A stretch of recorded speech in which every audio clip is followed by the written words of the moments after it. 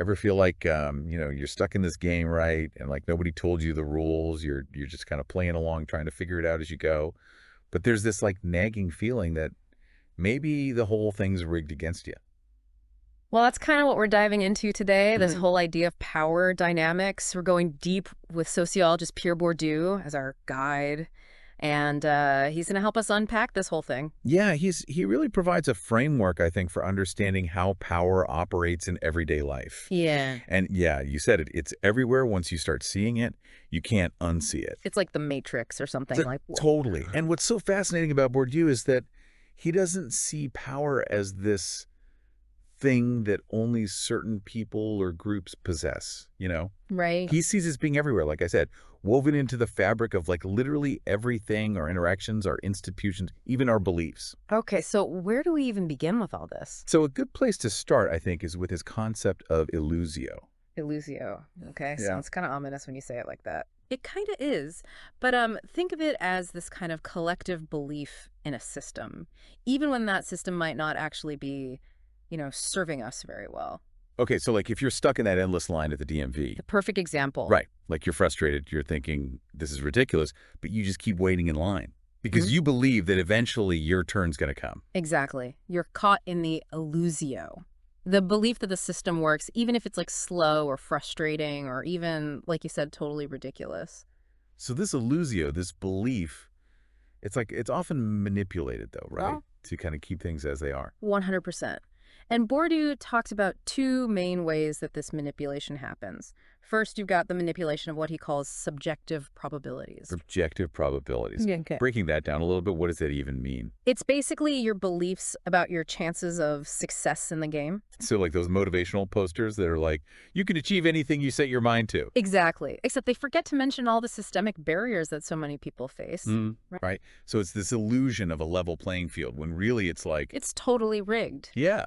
So how do we break free from that? Well, that's where the second type of manipulation comes in. It's not just about messing with our beliefs, but actually influencing the objective probabilities. Okay, so like the actual chances of success, not just what we believe. Exactly. And this is about like controlling access to the actual resources and opportunities that determine success.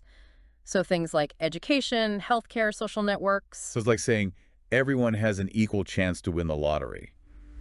But then you find out some people are buying way more tickets than others. Precisely. It's not a fair game at all. And that brings us to another really important concept, the field of power.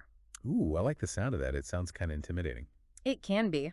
So tell me more. Think of it like a social space, almost like a battlefield, where individuals and institutions are constantly competing for power and dominance. But instead of using weapons, they're using things like their social and cultural capital. Okay, social and cultural capital. Those are some big words. Explain it to me like I'm five. Okay, so imagine your social network is like a form of currency. The more connections you have, the more influence you have, right? Yeah, that makes sense. So that's your social capital. Cultural capital is similar. But it's more about your knowledge, your taste, your ability to navigate the unspoken rules of a particular social group. So if you can like talk about obscure wines at a fancy dinner party, you've got cultural capital. You got it. And these forms of capital, they're not fixed either. They can be acquired, lost, traded, just like any other currency. So we're all kind of in this constant game of chess, maneuvering ourselves to gain more capital, more influence in this field of power. It's like you said before, once you see it, you can't unsee it. Even like little insignificant interactions suddenly have all this hidden meaning. Absolutely. And one of the most powerful forces at play in these fields is something Bourdieu called symbolic power. Okay, symbolic power. Let's dive into that. What is that and how does it work? Okay, think about a doctor's white coat. Just a piece of clothing, right? But it carries this immense power with it. Oh yeah, for sure. Yeah, Like we instantly trust them more because of that white coat. exactly. That's symbolic power. It's about the power to shape perceptions, often unconsciously, just like that. It's the meanings and values that we attach to symbols, titles, even, like you said, just ways of speaking. So it's not just about like what's being said, but also all of the unspoken cues that kind of come with it, that influence how we understand things, how we react to things. And it all ties directly back to illusio, you see. Because if you can control the symbols, if you can control the narratives, you control how people perceive the entire game. Wow, okay. So it's about shaping the story. Mm-hmm. creating the illusion of a level playing field, even when it's anything but. Exactly. And we're all just kind of like actors in this play where someone else wrote the script. And you know where Bourdieu says a lot of this happens? Right. Our education system. Really? Yeah, he says it plays a key role in transmitting these narratives, these systems of classification and perception. So you're saying that even the way we learn about the world in school is part of this whole power game. Oh, absolutely. That's kind of mind-blowing. Tell me more about that. Like when you think about it, the curriculum you were taught, the textbooks you used, like who decided what goes in those? Right. It's like we're being handed this pre-written script from a young age, and we're just expected to play our assigned roles without questioning anything. It's a lot to process.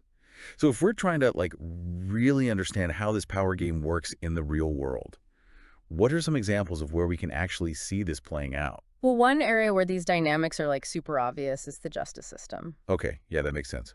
It's a Yeah. system with very clear hierarchies and power structures and Yeah, everything. exactly. And even just like the courtroom itself, the way it's designed with that imposing architecture and all those formal procedures, it creates this sense of like awe and intimidation. Oh yeah, for sure. Like you walk in there and you're facing the judge and the lawyers, and they're using all this legal jargon that you don't understand. It's like they're speaking a different language. And that's totally by design. The language used in legal settings, it's often deliberately complex and inaccessible to the average person. You practically need a law degree just to understand what's going on in your own case. Exactly. And it all goes back to manipulating illusio, remember?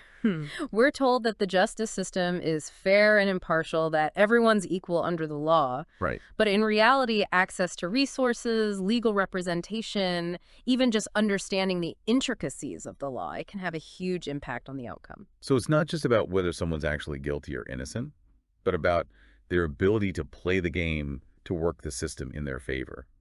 It's kind of scary when you think about it. It is. But by recognizing these dynamics, we can start asking some really important questions, like how is justice actually defined? Who benefits from the current system? And most importantly, what can we do to create a more level playing field for everyone? It's about acknowledging the biases that are baked into the system and then pushing for reforms that actually create fairness. So how about another example? Where else do we see these power dynamics playing out? How about the art world? The art world, okay. Yeah, like when you think about it, what gets to be classified as high art versus something that's considered lowbrow? It's a good point because there's this whole idea that art is subjective, right? Like beauty is in the eye of the beholder and all that. Of course, personal taste plays a role, but it's not that simple. The art world, just like any other field, has its own set of gatekeepers. You mean like the critics and the curators, the museum directors? Exactly. They have a huge influence on what gets seen, what gets collected, what's considered important. So it's not necessarily about whether a piece of art is actually good or bad. It's about who has the power to decide what's considered valuable. Precisely. And this ties back into the concept of cultural capital that we were talking about before. Certain tastes, certain preferences, even just knowing about art history, those things are valued more highly than others in the art world. So if you can name drop a bunch of obscure artists or talk about abstract art in a way that sounds impressive, suddenly you're seen as more cultured, more sophisticated. Basically. And that cultural capital can open doors for you. It can give you access to exclusive social circles, and it can even influence an artist's entire career. It's like any other form of capital. Mm-hmm.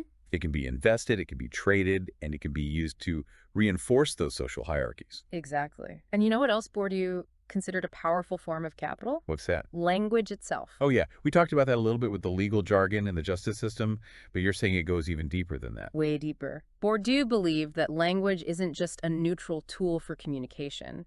He saw it as a powerful instrument of social control. Okay, I'm intrigued. Tell me more. Think about it. How often do we make judgments about someone's intelligence or their trustworthiness based on how they speak? Totally. Like, just think about how often we make assumptions about someone based on their accent alone. Exactly. And it's not just accents either. It's their vocabulary, their grammar, even their tone of voice. It's like we're constantly being judged and categorized based on how we speak. And Bourdieu had a term for this. He called it linguistic capital. Linguistic capital. So it's like having a good vocabulary or speaking eloquently gives you a leg up in certain social situations. Precisely.